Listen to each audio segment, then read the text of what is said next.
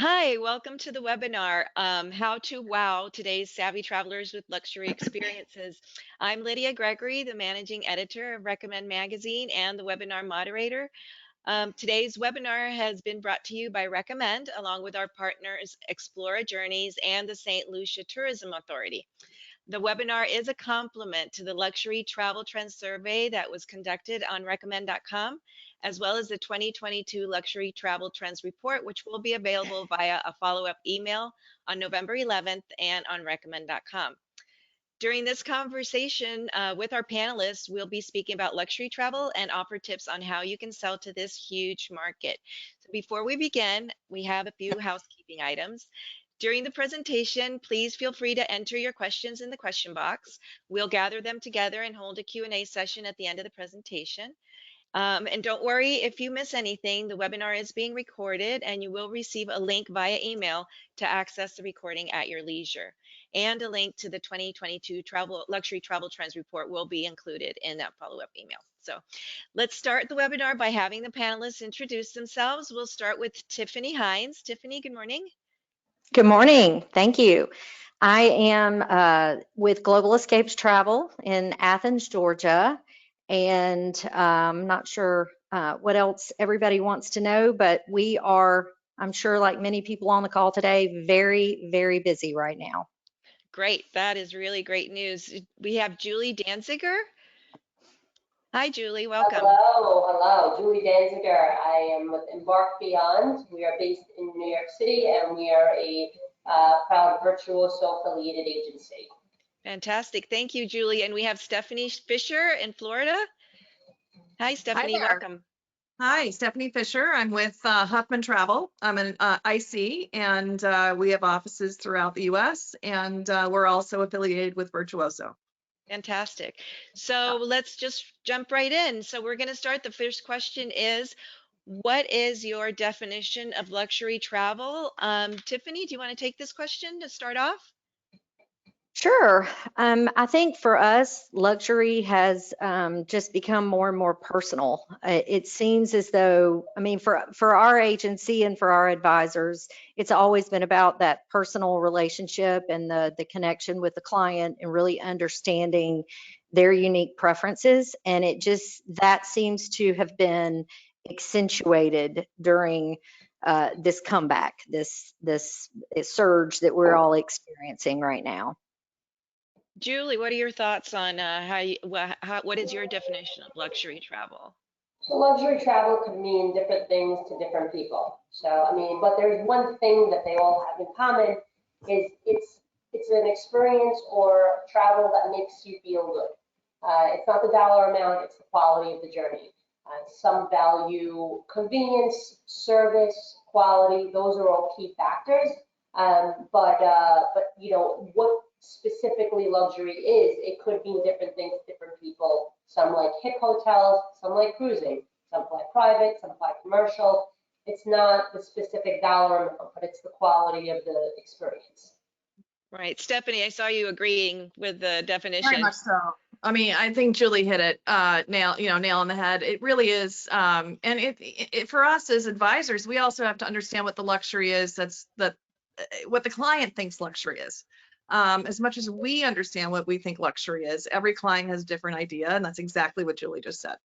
Yeah. Okay. So Stephanie, how have luxury clients' expectations shifted in the travel landscape? So that you know, to that same point, what was luxury before thread counts, and what is it now? I mean, what are your thoughts on that? I mean, I don't think anyone was really focused on their pillow or the sheets in their beds. I really don't. Because we always hear about this amazing experience or meeting somebody on the road or having an authentic moment. And I think that what we've really seen as far as expectations is that clients are looking for really special moments.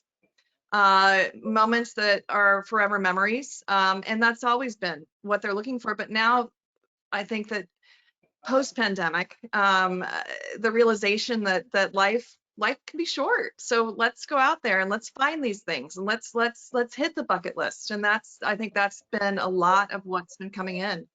I got 2 requests for Egypt that were bucket lists that came in today. It just, I think the world is getting smaller. It is. Tiffany, I see you nodding your head. You agree?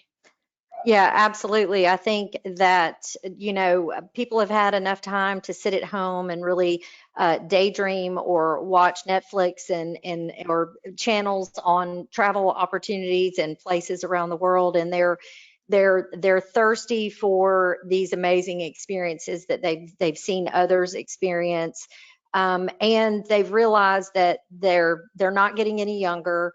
The clock is ticking. For us, it's a lot of the baby boomers. They've accumulated wealth. They've semi-retired or fully retired. They have the time, and even the younger generation, the busy professionals, they're ready to get out there and really do amazing things. So yeah, I would agree. Julie? So two things. First of all, safety is sexy. I mean, a couple of years ago, people weren't asking as much about safety. They were like, yeah, I'll meander through whatever destination. Now it's people want to feel safe. They want to feel comfortable. That was a real trend over the past couple of years. Now I think the expectations are shifting even more, a little bit more. And what was over the past couple of years, other than the safety, let's put that aside for a second. Other than the safety, what for luxury travelers, the theme was you're paying more and getting less. People are short-staffed. People are not able to deliver because, and it was kind of the deal with it. You just free book the away. Now it's kind of shifting into the expectations are coming back. The 2019 expectations where I'm paying more, I want more, I'm ready to get more, and I'm expecting more.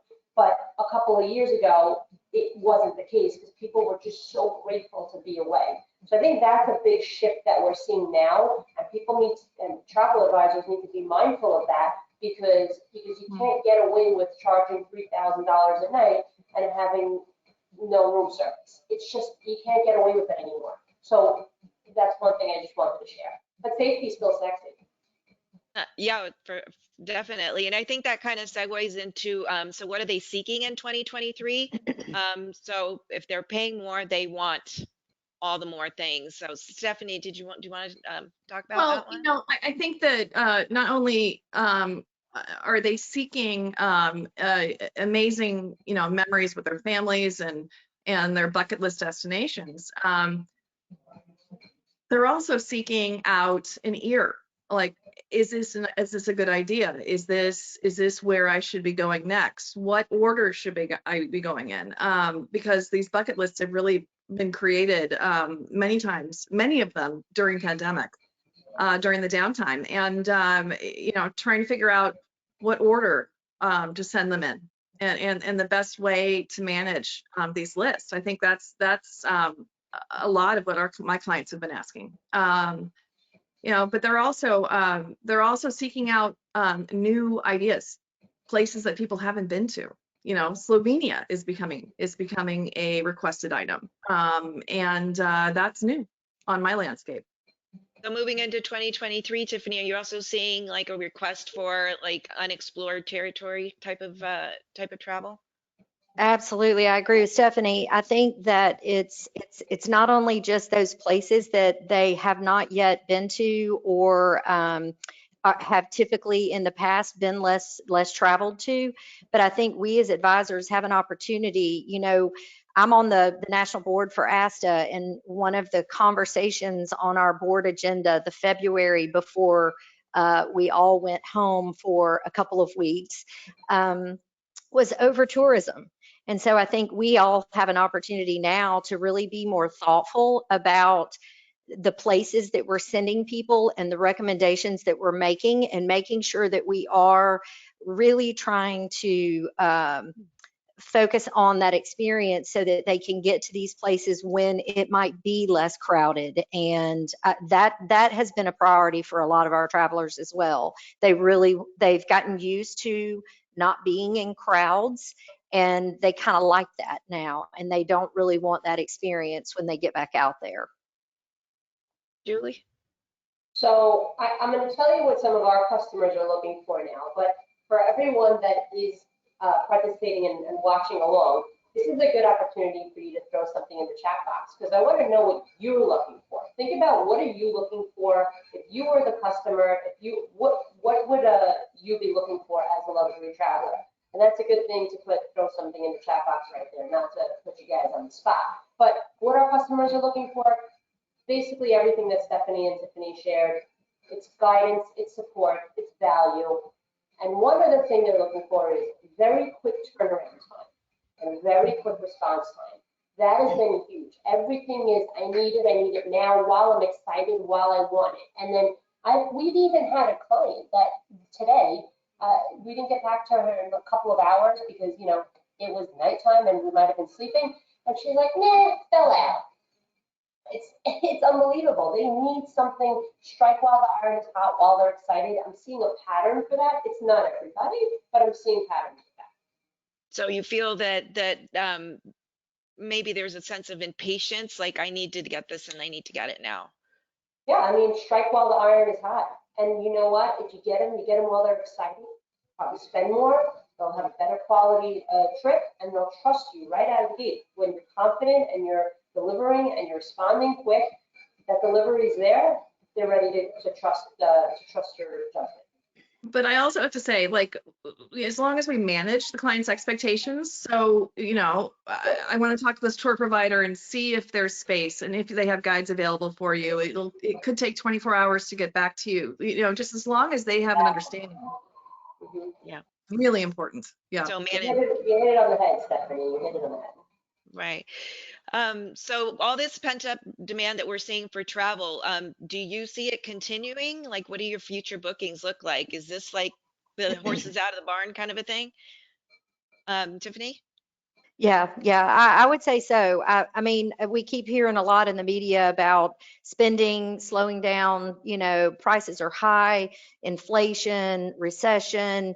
I think, you know, we've been in a recession for a period of time already now. I think that the demand is just there. I think that regardless of what happens, I mean, the pricing, it's just been astonishing to us that our former super luxury clients were used to being able to call at the last minute and get exactly what they wanted at the last minute. Now they are calling, and everybody else has kind of elevated their expectations and their experience. So those people are having to book further ahead in order to get what they used to always get at the last minute. So I think, you know, we would have thought there would have been a threshold that we would have gotten to that people would have started to back off. At this meeting this week, there were a few agency owners that I spoke to that they have seen a little bit of a slowdown. I think personally that has more to do with us coming up on the holiday season than anything else. I personally think it's going to continue. Stephanie, what have you seen? You think it's horse out of the barn?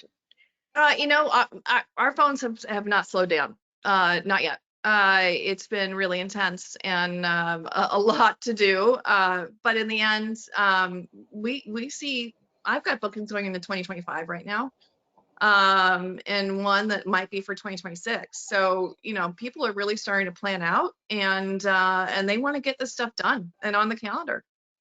Julie? Yeah, I mean, it depends on the client, but we've traditionally been a company that has done a lot of last minute business. People booking a month out, 2 months out. We even get destination weddings planning it within a 3-month period. But now we're starting to get people planning in advance, but not planning 1 trip or 2 trips, or even 3 trips for the year. They want to map out their year and go away once a month. Maybe this month it would be a driving trip or somewhere that's within an hour or 2 of where they live. And then next month, maybe it'll be the Caribbean or Mexico, and maybe right after that, they'll do the big Australia, New Zealand trip that they've been longing for. But one thing that has changed slightly with that is in the past, we had the approach of, don't worry, you've got plenty of time to travel. Let's work on something now. You'll get there when you get there. Don't worry. Now it's been like, I mean, I don't know. What if we have another pandemic? Let's go now. When's a better time? There is no better time than the now. And people are thinking more in the now than they were ever before. Mhm. So no, it's not slowing down. If anything, it's picking up, but it's becoming more consistent. We had a client that 3 years ago, the big thing started where people were staying 2-3 months at hotels. So she stayed for 3 months at a hotel in Miami, and it was a nice place. A year later, she's like, I don't want to do that again. And I asked her, I said, why don't you just buy an apartment down there? I mean, it'll be a quarter of price. She goes, no, I like the hotel situation. I like living in a hotel. And sure enough, 3 years in a row now again, but she's planning it in advance. She's, setting around the time. But not only that, she said, okay, but in January for a week, why don't I do St. Bart's? I'm like, wait a minute. You're going to go to Miami, book a hotel for 3 months, but leave that hotel for 1 week to then go on a trip from your trip. I mean, it's unbelievable. People are really hungry for it, and it's not slowing down and not leveling off. So what I'm hearing is also price is not an object. Stephanie, have you seen that? I mean, have you seen any hesitation with the price? Everything's on the rise. No, I mean, The there's airfare's hesitation. higher, everything's higher. Have you seen any hesitations with this? Yeah, no, I mean, I've got some clients who they normally do, they'll do 6 rooms for a birthday every year, and they host their friends, and rates are higher. Rates are about $400 more a night per room, Are they and it makes them step back. Now, they did finally confirm, but it wasn't as fast as they normally do, and this is their annual booking. So, I do think things will level out after a while. It's just right now, it's better to get in there and get things booked early, especially if you know it's coming. So as far as prices that going up and stuff, that would be your recommendation to book early. Yeah, because a lot of these rates, they fluctuate depending on availability, and it'd be better to get it done early when there's Tiffany, lots of what do you, rooms available. sorry, Tiffany, what are you seeing on this? Tiffany? Well, yeah, I think for us, it really has more to do with our advisors. Like, there's a limited number of us. There are a number of people that have left the industry over the last couple of years. And a lot of companies are really trying to get staffed back up to meet this huge surge in this demand. So for us, it's more about planning in advance so that you can get the advisor and get the expertise that you need, and you can have that person. Because the other part of this is that people have realized during the pandemic that they really need this. They need us as their advocate. I think we all came out shining during the pandemic and really helped people so much. And now it's a matter of, if you want to get to that advisor, you better get on her calendar, and get your things booked, and think not just one trip out, but think the next for 2023 or 2024 or beyond. What are those things? And I think it would be smart for all advisors to really start moving in that direction with their clients. People need these things to look forward to. People need things on their calendar to really, it has been, I think the other part of what has not been talked as much about in the media in the last 12 months or so is the aftershocks of this pandemic and the mental, earthquake that we've all kind of experienced, and everybody's experienced it in different ways. And so it's not just getting back out for your mental sanity and health and well-being, but it's also just giving people something to look forward to so that they can be happy again and hopeful again. Because it has been a really hard, stressful, in some ways very depressing 2 years. So that is the other part of, for me, not seeing things slow down. That's why I think there's just such a surge because of that. Have you seen the high pricing of things affect that though, moving forward? Like they're planning out, like Julie was saying that she has people that have been planning out now several trips during the year. Have you seen that pricing affect those plans as of right now? The only place that we've really seen people really kind of stop and take pause is on airfares, flights, and those prices really have kind of just gone through the roof. But I kind of agree with Stephanie. There's going to be a point at which things have to level out. Look, all the cruise lines are all adding new vessels. The hotels are building like crazy.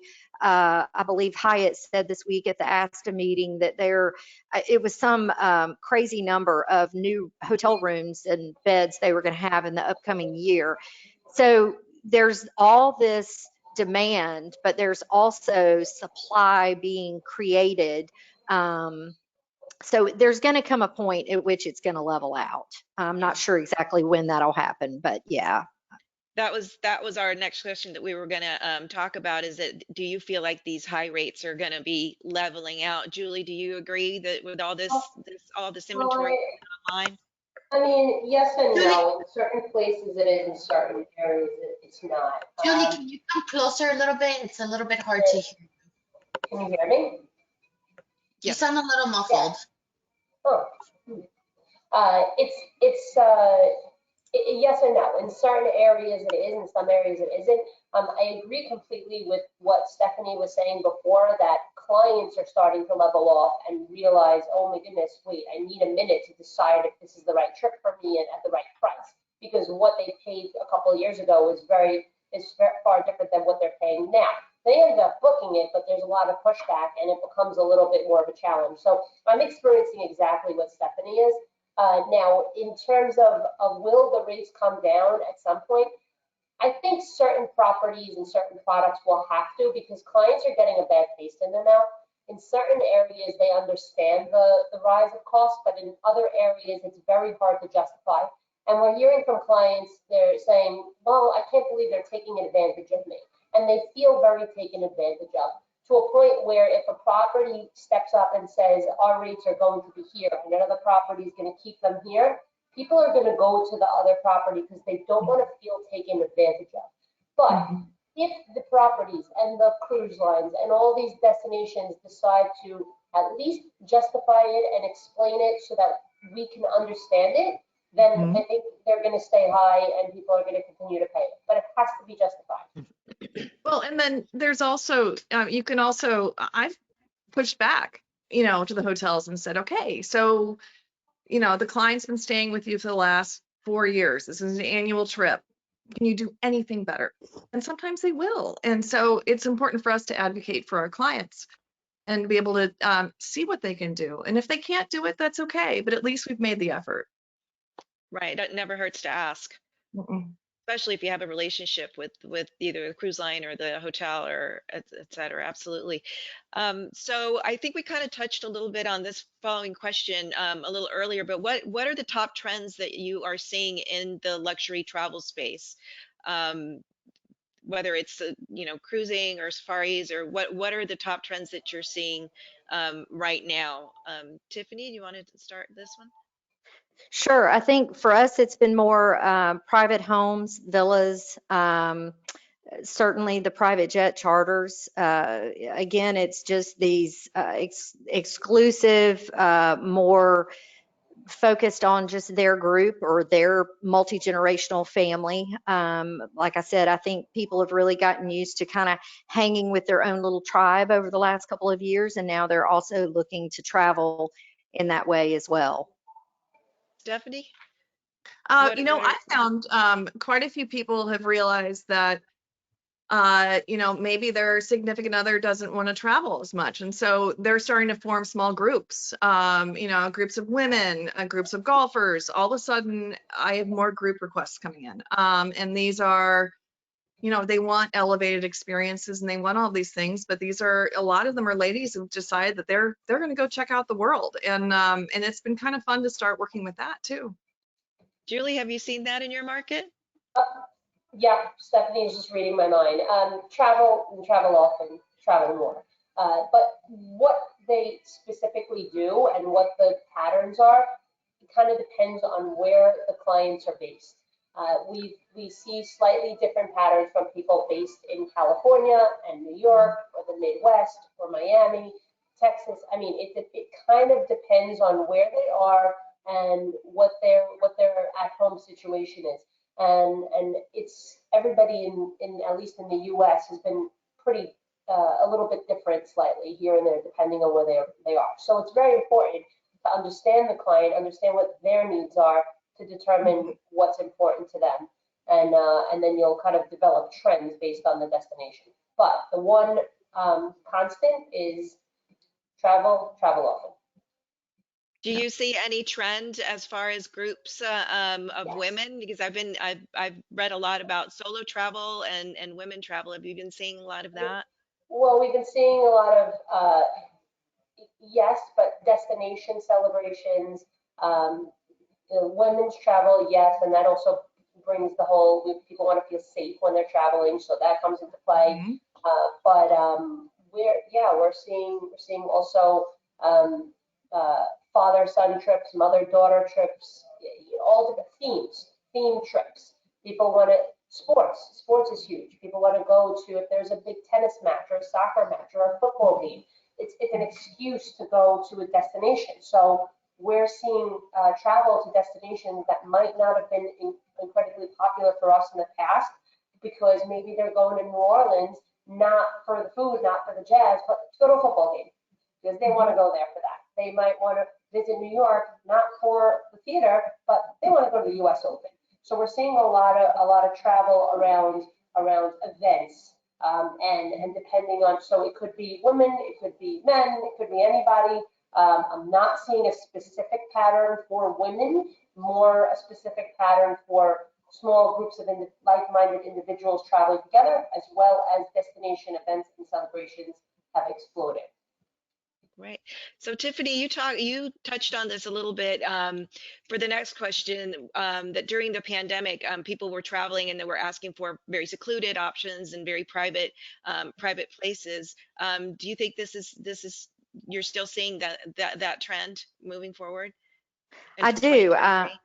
Yeah, I do. I think, I mean, and it is different for different people. And again, I mean, this is why it's just important to get to know the client so well and really understand how have they traveled in the past, what are their preferences. But there is a large segment of our customers that are really wanting to kind of continue that trend. And it's like Julie just said, it's we've seen a lot of things where groups of friends traveling to a city for a concert. I mean, it really is like they just need an excuse. Just give them an excuse to go and they're ready to go. But I think part of that also is people that haven't maybe connected with some of their friends in other cities and things like that much over this last couple of years, or family members and that sort of thing. So that's part of it as well. But having those secluded places, it can also have their challenges as well. So that's why you have to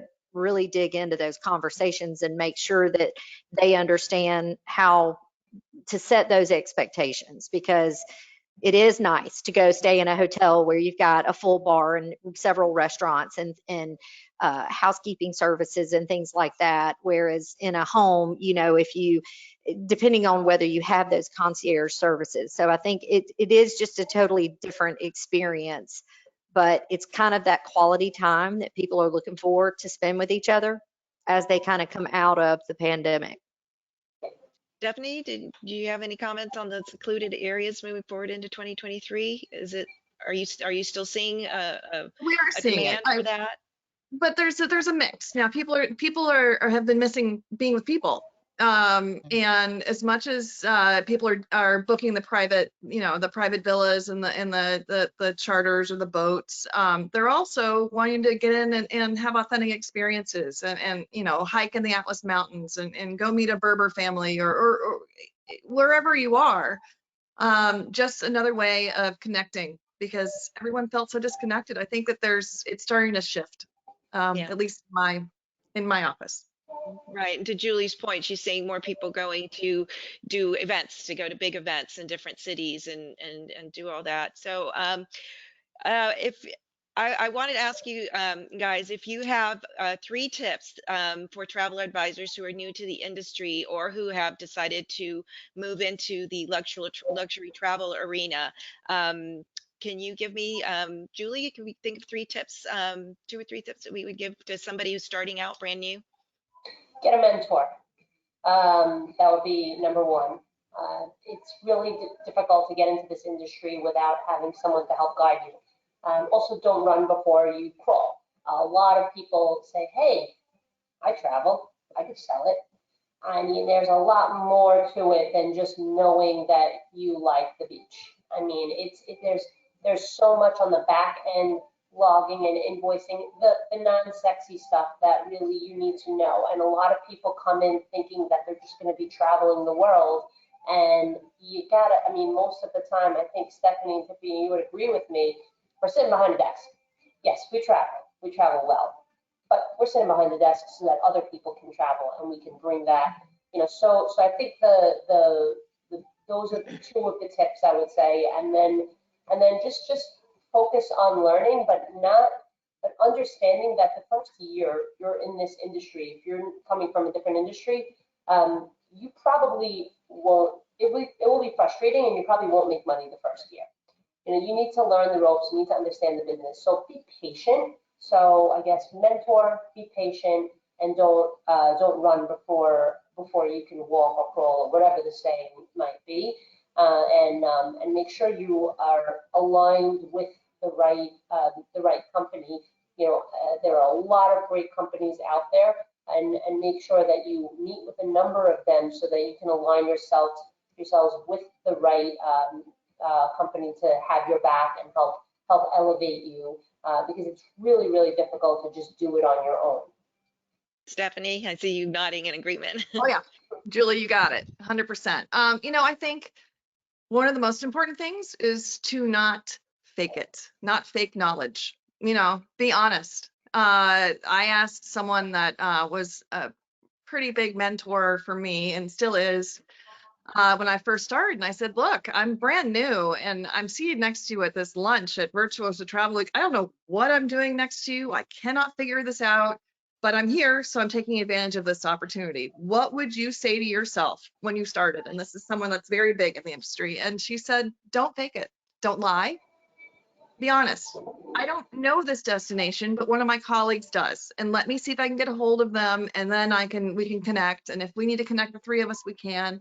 And it just shows that they can trust us and that we have authenticity in what we're selling. And I think it's really important to not fake it. The second one I would say is to respond to a request with an email that tells them what you understand. So you had a phone call. Hi, it was great to connect with you. I understand that there are 3 of you that want to travel to, Riyadh, Saudi Arabia. This is what you're looking for. This is who you are. This is my understanding. These are the type of hotels, and the dates. And they'll immediately respond and let you know if you're missing something. And then you're on the same page, especially when you're first starting out. I think that's just the best way to have a paper trail and connect the dots. And then lastly, be available. Take the phone calls, answer your phone. A lot of people get nervous and they don't want to answer the phone. They only want to be on email. They only want to be on text, but a lot of people really, really, really want to talk to you, and they want to hear your voice and understand that their ideas are valid or not valid. And we can get a lot more information from a phone call than you can from emails. Tiffany, what would you add to that? I love it. Thank you for saying that, Stephanie. I have to remind some of the advisors in my office sometimes to, there's the thing called the phone. You can still use it. I agree. I think it's just having kind of an authentic excitement when people call you. You're in sales. I mean, look, we're all in sales, but my goodness, we're selling what people are gonna buy anyways, right? So this is what we always tell our team. You're in sales, but you're also, it's so important to connect with your clients. I think I agree with, the authenticity piece. You absolutely should never fake it. You should never, try and, you've just got to be honest about your experience. People appreciate the number one thing that you're always trying to gain is your client's trust, right? That's the biggest hurdle that we all have, is earning their trust. And so, once you get that trust, you've got to protect it with your life, and you've got to get back to people quickly. And sometimes it does need to be a phone call, because you can handle conversations in a 5-minute phone call that could be drug out in email back and forth for 2 weeks. But I think education is the biggest thing. I think who you're connected with, who are your mentors, who's your host, or your and a lot of people get into the industry as independent contractors or solopreneurs, but there are a lot of agencies that also employ have W-2 employees that can mentor you as well. So I think it's really critical to have people that you can learn from. There's so many nuances to every single experience that we all work with every day. It's hard to really learn those nuances when you're siloed and off on an island by yourself. So you definitely need to have a good network of people that you stay connected with. And, I, for one, just want to say, I constantly remind everybody of this when we are in these ASTA meetings, but I think as an industry, we've all gotten so much stronger. What I've really enjoyed seeing over this last 18 months is, whether you're part of Virtuoso or Signature or Travel Leaders or any of these other consortia, it's been really nice to see how the advisor community, the supplier community have all begun to kind of lock arms and help one another be the best that they can be. Because I personally believe that a rising tide does lift all boats, and it's one of the big reasons that I've really been a big proponent behind professional fees. And but probably the number one thing I would say is definitely people should stay connected. I keep mentioning ASTA. Coming off this meeting yesterday, it's fresh on my mind, but ASTA has worked so hard for our industry over the last 2 years in Washington, and I think it's really important for the travel agency community to stay connected to ASTA. There's a lot of education. They have a job board there where jobs get posted. So ASTA, your consortia, your host agency, and then really just education. Those are the biggest things. Thank you, Tiffany. Thank you. Moving back to the travel clients, I'm going to ask a question about the demographics, about the luxury client. What demographic have you seen, if any, that has specifically spending like the most on travel right now? Stephanie? We basically are, it's been multi-gen trips for us. Lots of multi-gens, grandparents taking their grandchildren or their grown adult children out and about. A lot more of that. I mean, that has been, I think, the biggest demographic for spend. Julie, have you seen that? It's been all over the place, like legit all over the place. With there's no straight answer for that. But looking at demographics, I think if you are going with multi-gen, typically the little babies are the ones that dictate where you're going. So I'm not looking at the Gen Z and the Gen Y. We finished the alphabet. We're looking at the new one. It's Alpha. I Googled it. Alpha is the next one. That's what you got to do. I mean, thinking of it from my perspective also, I'm a mom and my youngest is 6, and guess who rules the house? We go where the 6-year-old tells us to go. Right. So, I mean, that's what it is. So I think that in terms of spend, it's all over the place. But Stephanie, yes, multi-gen is probably the most common. Tiffany, do you see that as well? We can't, Tiffany. I do, but for us, it's still baby boomers. Okay, sorry. For us, it's still the baby boomers. Like I said originally, it's they're the ones that have kind of accumulated the wealth and the time, and they're the ones that are typically paying for these multi-generational trips, or at least a good portion of it. Stephanie, what are the destinations that you are seeing that are like top trending for you, for your business right now?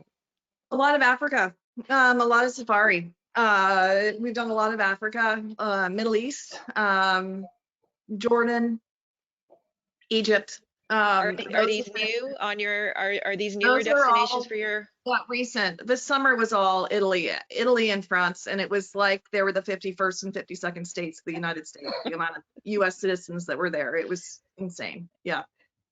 Julie, are you seeing the same? Yeah, pretty much. I mean, you've got your, we call them the greatest hits, that they were always popular and they'll continue to be popular, you know, the Caribbean, Mexico, Italy, Spain, Greece, you know, that stuff. But what's really creeping up and starting to become just as popular, I mean, the Middle East is just on fire. Dubai is like red hot, you know, Maldives, Thailand, where we're starting to see a lot of movement in those destinations, but specifically of the not Europe and US, I would say Middle East and Thailand are probably the most requested or the ones that I'm seeing the most movement on right now. And yes, Africa for sure. Tiffany, are you seeing that as those destinations as well, topping your lists? Yeah, Africa is number one, I would say. And not just Southern Africa and safari, you know, Egypt, Stephanie mentioned Egypt earlier. That's been a big request.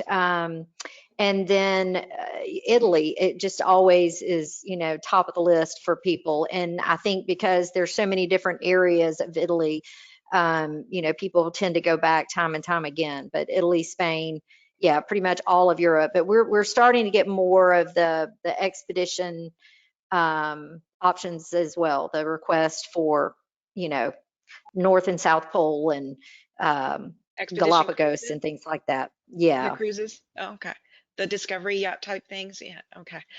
right. So I have a question here. So if this is an interesting one. So if a client says that he wants to go to destination A, but you think destination B is a better fit for them because you know them, how do you make that recommendation, Stephanie? How would you make that? Well, I mean, I had this happen to me 2 days ago. Actually, a client really wanted to go to the Greek islands for spring break, and as most of us know, it's a seasonal destination. The properties that they wanted to stay at wouldn't be open, and so we had to kind of pivot and you know have a conversation as to what the goals of the trip were. You know, what when you close your eyes, what do you envision yourself doing on this trip? Okay, fine. You want warmth, you want islands. Let's find something else that works that fits into what you're looking for. And I think that those are conversations that get easier and easier the longer you work with a client because they really then understand where you're coming from and that you understand them. It's a challenge early on, you know, because they're still trying to learn your style, just like we're learning their style. So it's, but you can pivot. Julie, how do you work with a client who wants destination B A, but you're really thinking that's probably not the right destination for them to spend their money? Most of the time, rip it off like a Band-Aid and with confidence, just point blank say it. And just say, you're not going there. And when you say something with confidence and you know that really is where they should be, they'll buy into it.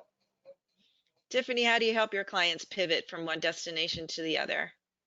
I agree with both of what they said. It's about trust. It's, you know, you've got, it does take some time, like I said, to build up that trust with the client. But I think the best thing that you can do is be honest. That's what separates advisors from agents. I think if, you know, if we're truly going to be a consulting company and we're going to be advisors and we're going to charge for our services, that's why our clients are coming to us. They want our professional opinions. They want our recommendations.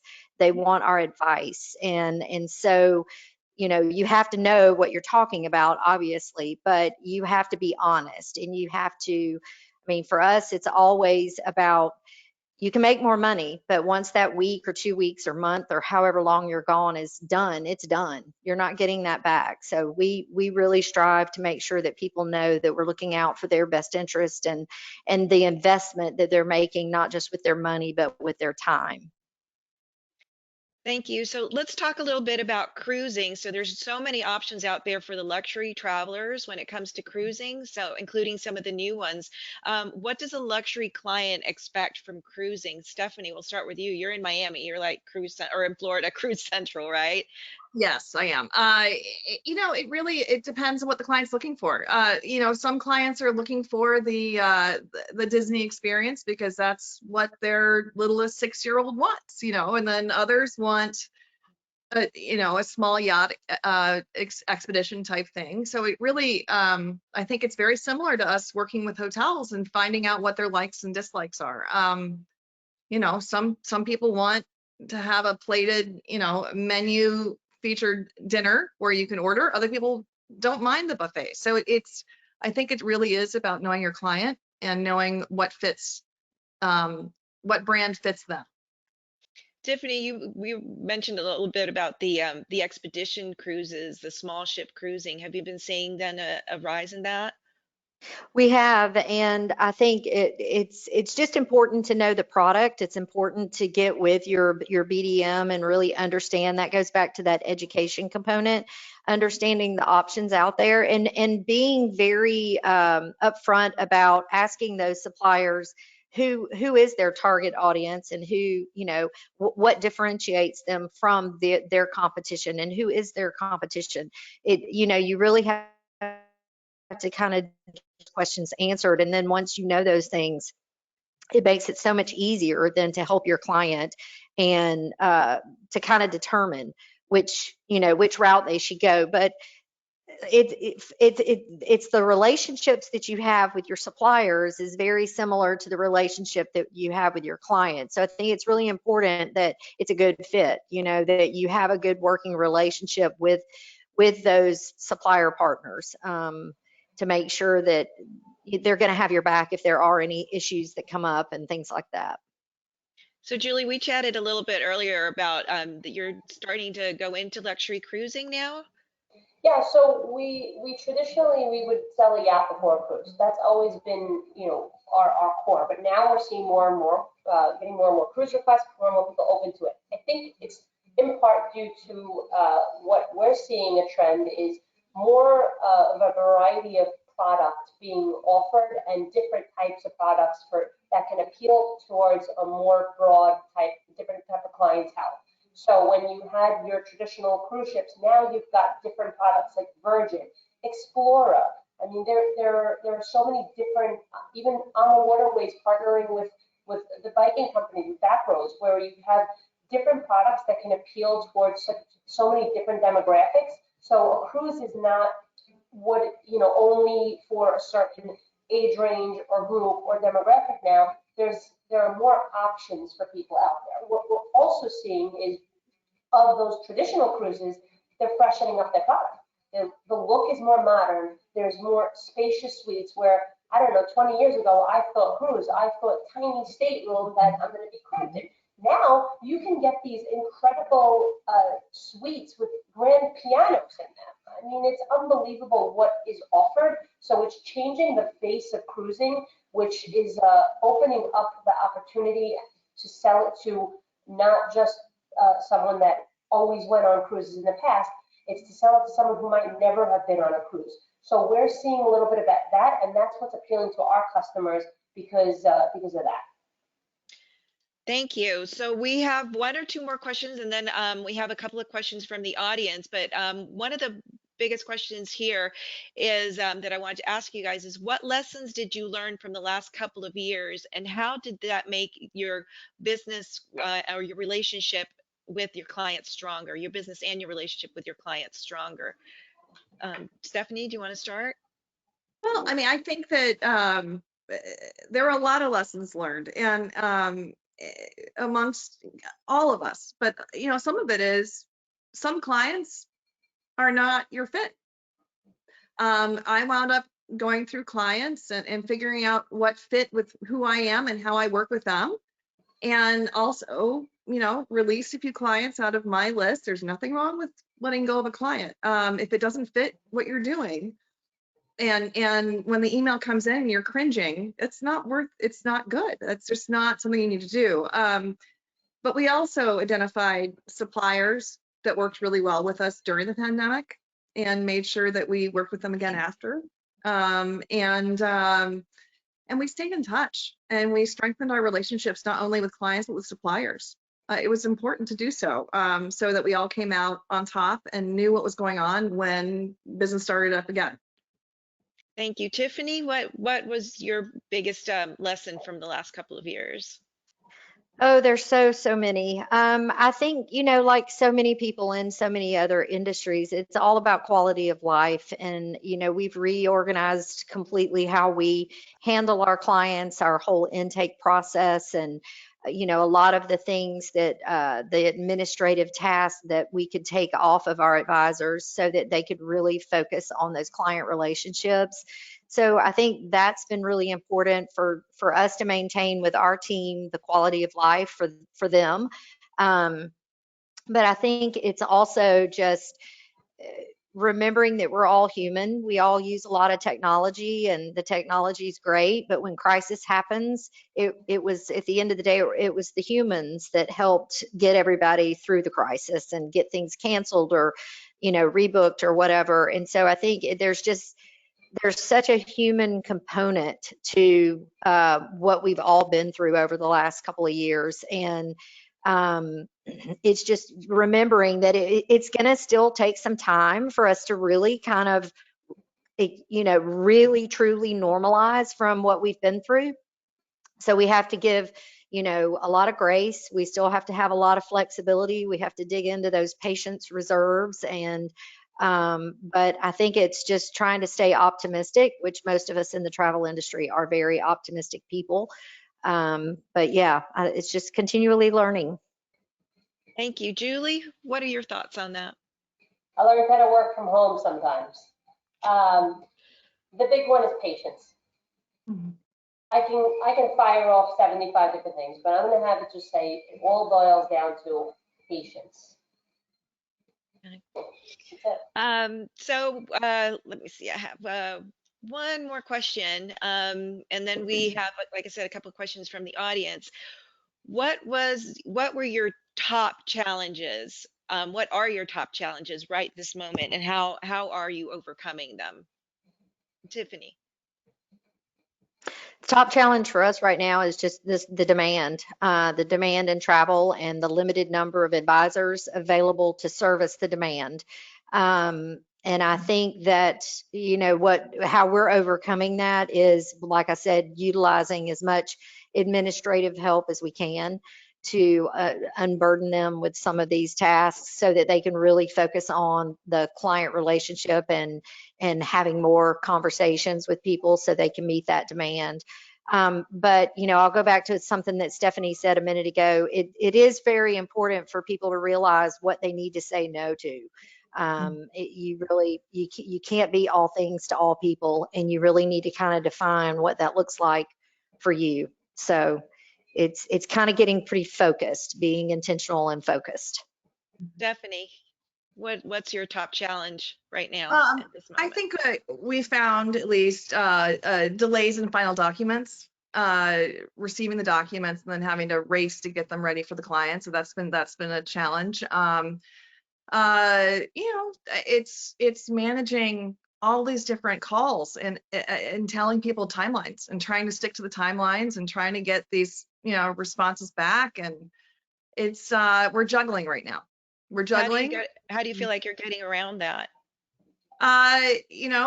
Lots of lists, and I'm 50. When you turn 50, all of a sudden you need lists. So I have lists. I have lists upon lists. But I think it's so important to be able, at least be able to say to your client, I got delayed today. This is what's going on. And you need to be honest, and you need to just let them know what's going on. And more than not, they're so thankful for your help, especially if they're longtime clients. You work with them, but you got to communicate. Julie, what's been your top challenge? Time management. I think everyone struggles with that, and having that balance between work life and personal life.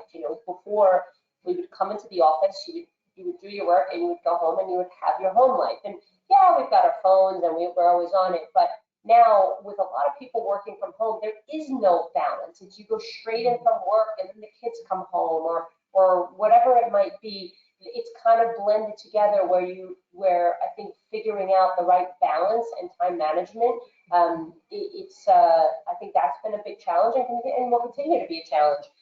Also, airline delays, killing me. Yeah. I mean, seriously, it's like you plan this gorgeous, beautiful trip, and then it's like, well, are they going to get there? Right. So that's number two. And then I guess the third one would be, then following that would be on the ground delivery. So you plan this incredible trip with these amazing partners, and then every now and then you're trusting someone to deliver on the ground. And if one thing goes wrong, especially if it's something that you didn't book, so maybe you booked their cruise, but then they got off the cruise and had a pre or a post, and you didn't handle that because maybe they used their points or whatever it might be. But the buck stops here. When something goes wrong, even if you didn't execute that portion, it's on you, and they really hold you accountable for it, whether it's right or wrong. So I think those are some of the big challenges that we're experiencing. We're continuing to try to work through it with partners, doing sessions like this, going in and listening to sessions like this truly help, I think, all of us get through our challenges. So we're going to thank you. We're going to take a couple of questions from the audience. We have one from Laura Johnson, and I think Tiffany, we'd like you to answer this one, please. She's asking, where is the best place to get a mentor? I know you touched on that a little earlier. Where would be the best place for a new travel advisor to get a mentor? Well, I guess it depends on whether you're hosted by a company, a host agency, or there are a lot of options out there. Host agency reviews, I know, is a place that you can go and look for that, but the other place would be to look at ASTA and look at the membership there. Get connected with a consortia, either through your host agency or your host, if you're an independent contractor. It really kind of depends on how you came into the industry. You're welcome to reach out to me directly, and I don't know if you guys are going to share our contact information, but I'm always happy to help point people in the right direction to get what they need to kind of get started. Julie, you had a comment? Yeah, this is not a plug for my agency, but a lot of agencies like mine have mentor programs. Not only ours, I know that there are at least 5 or 6 companies out there. So do a little bit of research and see who has a program suitable that might be suitable for you, and then reach out to those agencies, and you can determine if that might be the route you want to take. What we do, like some others, we pair someone with a mentor, and we have a formal actual program for it. And again, it's not a plug for me. It's more that I know that we're not the only agency that does it. Quite a few do. So it is something that exists out there. We have a question from Ruth Louie about small ship cruising. Is that up, Stephanie? Would you like to take that question? Is there a rise in small ship cruising? I'm going to be honest, that's not my that is not in my wheelhouse as much as other items. Can one of the other two girls take this? Tiffany, would you like to take that question? And I'm sorry, repeat the question. What was the question again? Have you seen a rise in small ship cruising, in bookings for small ship cruising? Absolutely, absolutely. And I think that goes back to just the idea of people not wanting to be traveling with the masses, with large groups. And it just comes down to a personal preference at the end of the day. It's all about kind of figuring out what your client prefers, how many amenities and bells and whistles they want, because obviously a smaller vessel is not going to have as many of those options as a larger vessel. But and how much of an immersive experience are they looking for? Typically the smaller vessels are going to be a little bit more destination immersive. So it really just you need to feel the client out. And thank you. We have one more question about travel insurance. How do you feel about travel insurance? Would you like to answer that one, Steph? Yeah, of course. I think travel insurance should always be offered, regardless of, clients need to at least have the opportunity. And, we've had some really wild things happen on trips where it's unexpected. And if they didn't have the insurance to get them home and everything else, it would have been really expensive. So I think also for us as advisors to have that a little bit of coverage where you send the quote for insurance, you can tell them you quoted it, and we actually also follow up with a waiver that if they don't want insurance, especially on a safari, that they sign the waiver because it's pretty important. Great. And I saw a thumbs up from Julie on that travel insurance as well. Oh, yeah. Yeah. It's not only just book insurance, it's which insurance policy and which company to Right. use. And if you're not affiliated with an agency, you probably don't have an ACAM number or, an ID number for that to even utilize their insurance policies. So that's besides the point. But there are 8 or 9 different insurance companies, if not more, to choose from. So understanding the different policies offered and understanding your clients so you can match them with the right policy is really key. It's overwhelming, it's challenging, but take a minute, and that's part of the whole learning process. And when it comes to what I mean by that is, for example, if you've got someone not based in the US, that knocks out like 7 in companies because they don't cover non-US travelers. If you've got someone that lives in New York, the coverage might be different with company A and company B. So understanding A, your client, and B, the different offerings and what the needs are, then that will help you determine which policy to choose. One more thing I'm going to bring up is fun tip. If you take insurance, it's also in your best interest for the client, for yourself, because a lot of the companies will then protect commission. So if your client then cancels the trip, then your commission is likely protected and you'll still get paid on it even if they get their money back.